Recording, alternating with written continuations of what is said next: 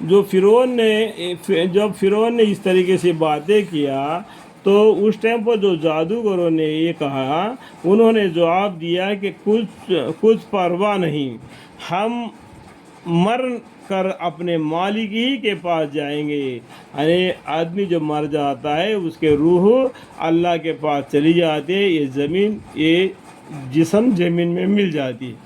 اس طریقے سے انہوں نے جواب دیا کہ کچھ پرواہ نہیں، ہم مر کر اپنے مالک ہی کے پاس جائیں گے، اور تو ہم میں کون سا عیب دیکھا، بس اس کے کہ ہم نے اپنے رب کے احکام پر ایمان لے آئے، جو اللہ تعالیٰ کے اوپر ہمیں ایمان لائے، جو موسیٰ علیہ السلام نے ہمیں ہدایت کے لے کے اللہ کے طرف سے آئے، ہم موسیٰ علیہ السلام پر اور اللہ پر ایمان لائے۔ یہ ہماری قصور ہے کیا؟ اس لیے تو ہم کو سزا دیتا ہے۔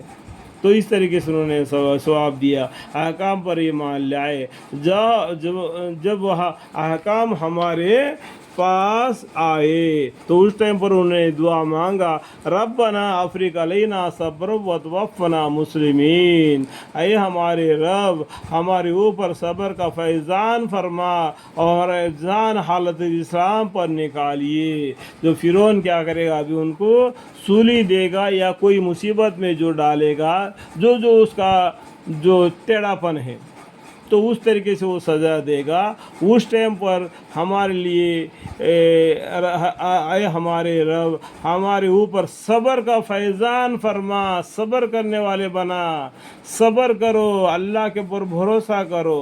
یہ بہت سی جگہ پر آپ کو ملا ہے، صبر کرنا، اللہ کے پر بھروسہ رکھنا، اللہ سے ڈرتے رہنا، پیغمبر پر ایمان لانا، اور ہماری جان حالت اسلام پر نکالیے، آمین۔ اور فرعون کے سرداروں نے کہا کہ کیا آپ موسیٰ علیہ السلام کی قوم کو یوں نہیں رہنے دیں گے کہ وہ ہم ملک میں فساد کرتے پھرے؟ تو اس کے لوگ جو آپس میں جو فرعون کے جو سردار تھا نا، تو فرعون کو کیا کیا، اس کو چڑھا دیا۔ تو اس طریقے سے یہ ساحر لوگ، جادوگر لوگ اپنے ملک میں فساد پھیلاتے رہیں گے تو تمہاری کرسی کو اکھاڑ دیں گے۔ تو کیا تو ان کو ایسا ہی چھوڑ دیں گے کیا؟ تو اس طریقے سے انہوں نے کیا اس کو اور بھی غصہ دلانے کے بعد کہہ دی، تو اور وہ آپ کو اور آپ کے معبودوں کو ترک کیے رہے۔ پھر انہوں نے کہا کہ ہم ابھی ان لوگوں کے بیٹوں کو قتل کرنا شروع کر دے اور عورتوں کو ان کے زندہ رہنے دیے، اور ہم کو ہر طرح ان پر زور ہے۔ دیکھو فرعون نے بنی اسرائیل کے قوم میں جو لڑکا پیدا ہوتا تھا اس کو ختم کرتے تھے، جو لڑکی پیدا ہوتی تھی اس کو زندہ چھوڑ دیتے تھے، ان سے ان کے گھروں کے کام وغیرہ جو جائے وہ کروا لیتے تھے۔ اس طریقے سے فرعون نے بنی اسرائیل کی قوم کو اس نے دبا کے رکھ دیا۔ ابھی موسیٰ علیہ السلام کے پر بھی بدلہ لے لو کر کے بھی یہ لوگ فرعون کو کیا چڑھا دیا دربار والوں نے۔ تو فرعون نے کیا ان کے لڑکوں کو قتل کر دو، لڑکیوں کو چھوڑ دو، ان کی زندگی زندہ رہنے دو، اور ہم کو ہر طرح ان پر زور ہے، اس کا زور ہے۔ آج بادشاہ تمہاری ہے، ایک دن وہ تمہارے ہاتھ سے نکل جائے گا، تمہاری کیا حالت ہو جائے گی۔ یہ اس نے نہیں سوچا کہ ہم پر ان کی زور ہے۔ اللہ کا زور ہے انسانوں پر۔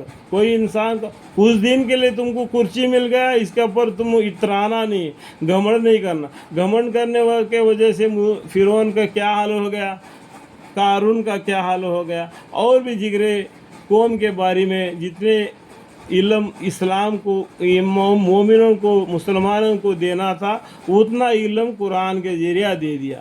بہت سے پیغمبر آئے، بہت سے کتابیں آئے، اور اللہ تعالیٰ چندے پیغمبروں کے بارے میں، چندے کتابوں کے بارے میں ہم کو علم دے دیا۔ اللہ کو معلوم ہے ہم کو کتنا علم دینا ضروری ہے، معلوم ہو گیا نہیں؟ اللہ جانتے ہیں اگر ہم کو 1,24,000 پیغمبروں کا قصہ اگر اس قرآن میں اللہ تعالیٰ بیان فرماتے تو ہمارا قرآن کتنا بڑا ہو جاتا۔ کیا اس کو کوئی حفظ کر سکتا؟ دیکھو کیا اس کو پڑھنے میں کتنا وقت لگے گا۔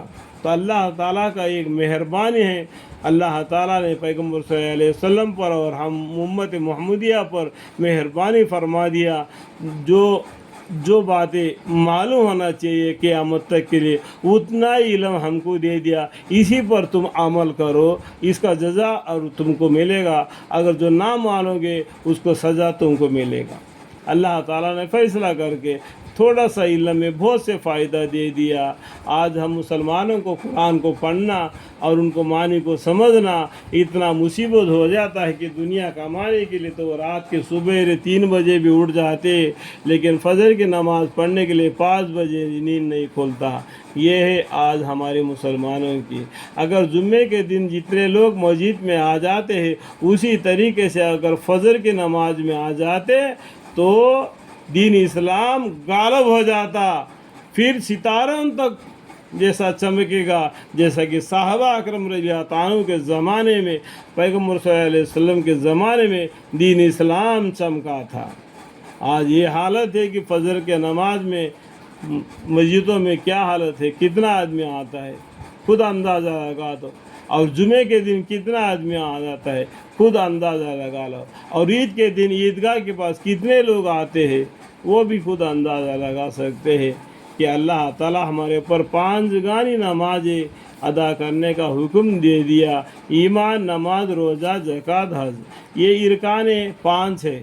اور بھی بہت سی باتیں ہیں، آپ قرآن کو پڑھیں گے تو معلوم پڑ جائے گا۔ ماں باپ کے حق کیا ہے، بیٹوں کے حق کیا ہے، لڑکیوں کے، اپنے پریواروں کے، رشتہ داروں کے، نزدیک کے پڑوسی، دور کے پڑوسیوں کے، اور بھی حرام کاری کے باتیں بھی بہت سے بتا دیے۔ یہ 5 ارکان کیا ہے، اہم ہے، ان کے اوپر ہمارے اسلام دارمدار ہے۔ اس کو ایک پاکیزہ مکان کے جیسا بھی یہ حدیث بتلا دیا گیا ہے۔ اللہ تعالیٰ ہمیں اور آپ کو سمجھنے اور کی توفیق عطا فرمائے، آمین۔